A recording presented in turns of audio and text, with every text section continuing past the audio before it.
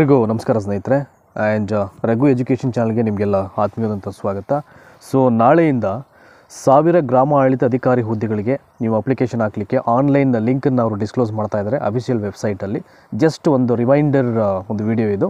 ಈಗಾಗಲೇ ನಿಮಗೆಲ್ಲ ಮಾಹಿತಿ ಇದೆ, ಒಂಚೂರು ಸಿದ್ಧತೆಯನ್ನು ಮಾಡಿಕೊಳ್ಳಿ ಅಂತಕ್ಕಂಥ ಒಂದು ಉದ್ದೇಶವನ್ನು ಇಟ್ಕೊಂಡು ನಾನು ಒನ್ ಸೆಕೆಂಡ್ ಎಲ್ಲವನ್ನು ಸಾಧ್ಯವಾದಷ್ಟು ಬೇಗ ಸಂಕ್ಷಿಪ್ತವಾಗಿ ರೀಕಾಲ್ ಮಾಡಿಬಿಡ್ತೀನಿ ನಿಮಗೆ.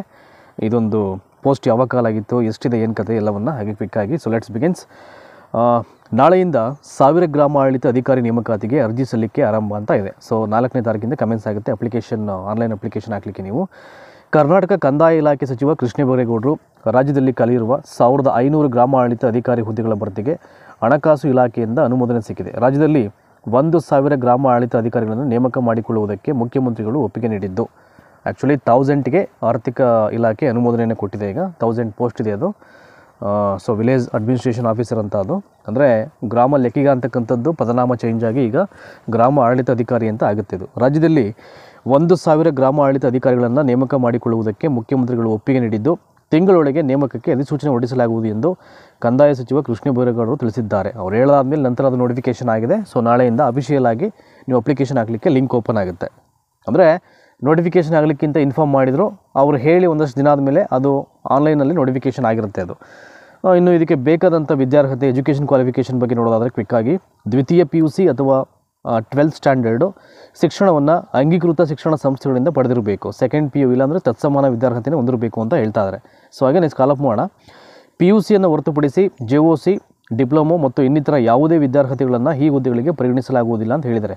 PUCಯನ್ನು ಹೊರತುಪಡಿಸಿ ಅಂತ ಹೇಳಿರೋದಿಲ್ಲ. PUCಯನ್ನು ಹೊರತುಪಡಿಸಿ JOC, ಡಿಪ್ಲೊಮೊ ಮತ್ತು ಇನ್ನಿತರ ಯಾವುದೇ ವಿದ್ಯಾರ್ಹತೆಗಳನ್ನು ಈ ಹುದ್ದೆಗಳಿಗೆ ಪರಿಗಣಿಸಲಾಗುವುದಿಲ್ಲ ಅಂತ ಹೇಳಿದ್ದಾರೆ. ಆಮೇಲೆ ಭಾಳ ಪ್ರಮುಖವಾಗಿ ಕಂಪ್ಯೂಟರ್ ನಾಲೆಡ್ಜ್ ಅಂತಕ್ಕಂಥದ್ದು ಇರಲೇಬೇಕು. ಸೊ ವಿಲೇಜ್ ಅಡ್ಮಿನಿಸ್ಟ್ರೇಷನ್ ಆಫೀಸರ್ ಅಂದರೆ ಕೆಲವೊಂದು ಬೇಸಿಕ್ ಸ್ಕಿಲ್ಸು, ನಾಲೆಡ್ಜ್ ಇವೆಲ್ಲ ಗೊತ್ತಿರಬೇಕಾಗುತ್ತೆ. ಹಾಗಾಗಿ ಸೊ ಇದಕ್ಕೆ ಮಸ್ಟ್ ಆ್ಯಂಡ್ ಶುಡ್ಡು ಅದಕ್ಕೆ ಒಂದು ನಾಲೆಡ್ಜ್ ಇರಬೇಕು ಅಂತ ಹೇಳ್ತಾರೆ ಇಲ್ಲಿ. ಇನ್ನು ನೆಕ್ಸ್ಟು ಗ್ರಾಮ ಆಡಳಿತ ಅಧಿಕಾರಿ ಹುದ್ದೆಗೆ ವಿದ್ಯಾರ್ಹತೆ ವಿವರಗಳು ಅಂತ ಇಲ್ಲಿ ಕೊಟ್ಟಿದ್ದಾರೆ. ದ್ವಿತೀಯ PUC ಅಥವಾ ತತ್ಸಮಾನ ಪರೀಕ್ಷೆ ಪಾಸ್ ಮಾಡಿರಬೇಕು ಅಂತ, ಅಥವಾ CBSE, ICSE ನಡೆಸುವ 12ನೇ ತರಗತಿ NIOS ನಡೆಸುವ HSC ಅರ್ಹತೆ ಪಡೆದಿರಬೇಕು, ಅಥವಾ 3 ವರ್ಷಗಳ ಡಿಪ್ಲೊಮೊ ಅಥವಾ 2 ವರ್ಷಗಳ ITI ಕೋರ್ಸ್ ಅಥವಾ 2 ವರ್ಷಗಳ ಯಾವುದೇ ವೃತ್ತಿ ಶಿಕ್ಷಣ ಡಿಪ್ಲೊಮೊ ಉತ್ತೀರ್ಣರಾಗಿರಬೇಕು ಅಂತ ಹೇಳಿದ್ದಾರೆ. ನೋಡಿ ಇಲ್ಲಿ ಬ್ರ್ಯಾಕೆಟಲ್ಲಿ JOC JODC JLDC ಅಂತ ಹೇಳಿದ್ದಾರೆ ಇಲ್ಲಿ. ಸೊ ಈ 3ನ್ನ ಇಲ್ಲಿ ಅಪ್ಲಿಕೇಬಲ್ ಆಗಲಿಕ್ಕೆ ಅಲ್ಲಿ ಕೊಟ್ಟಿದ್ದಾರೆ. ಇದನ್ನು ಮಾಡಿದ್ರು ಐ ಥಿಂಕ್ ಕನ್ಸಿಡರ್ ಮಾಡ್ತೀವಿ ಅಂತ.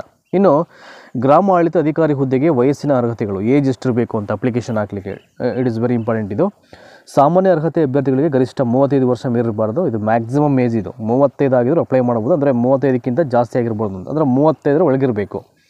ಪ್ರವರ್ಗ 2A 2B 3A 3B ಅಭ್ಯರ್ಥಿಗಳಿಗೆ ಗರಿಷ್ಠ 38 ವರ್ಷ ಇಲ್ಲಿ ಮೀರಿರಬಾರ್ದು ಅಂತ ಹೇಳಿದ್ದಾರೆ. ಹಾಗೆಯೇ ಪರಿಶಿಷ್ಟ ಜಾತಿ, ಪಂಗಡ, ಪ್ರವರ್ಗ 1 ಇವ್ರಿಗೆ 40 ವರ್ಷ ದಾಟಿರಬಾರ್ದು ಅಂತ ಹೇಳ್ತಾ ಇದ್ದಾರೆ. ಇನ್ನು ಭಾಳ ಪ್ರಮುಖವಾಗಿ ಒಂದಷ್ಟು ಇಂಪಾರ್ಟೆಂಟ್ ಡೇಟ್ಸ್ ಕೊಟ್ಟಿದ್ದಾರೆ ಇಲ್ಲಿ.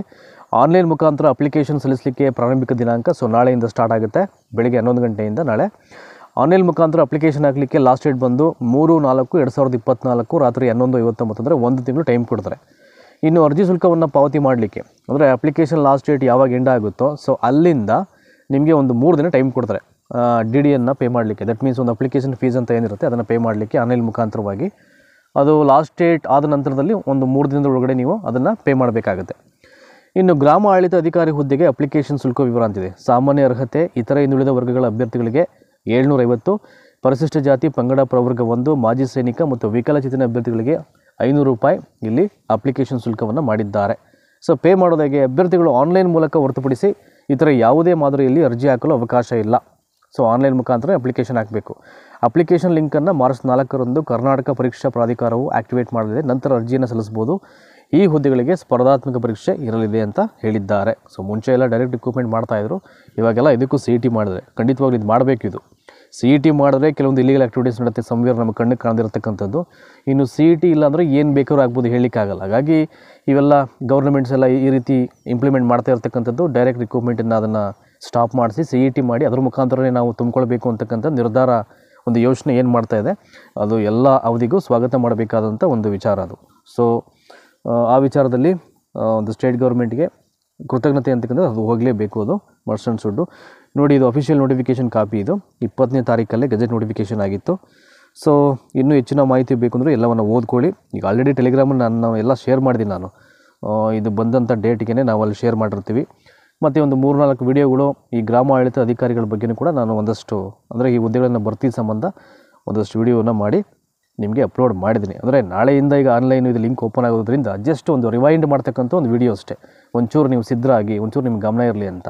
ಸೊ ಧನ್ಯವಾದ ಈ ವಿಡಿಯೋನ ಇಷ್ಟೋ ತನಕ ವಾಚ್ ಮಾಡೋದಕ್ಕೆ.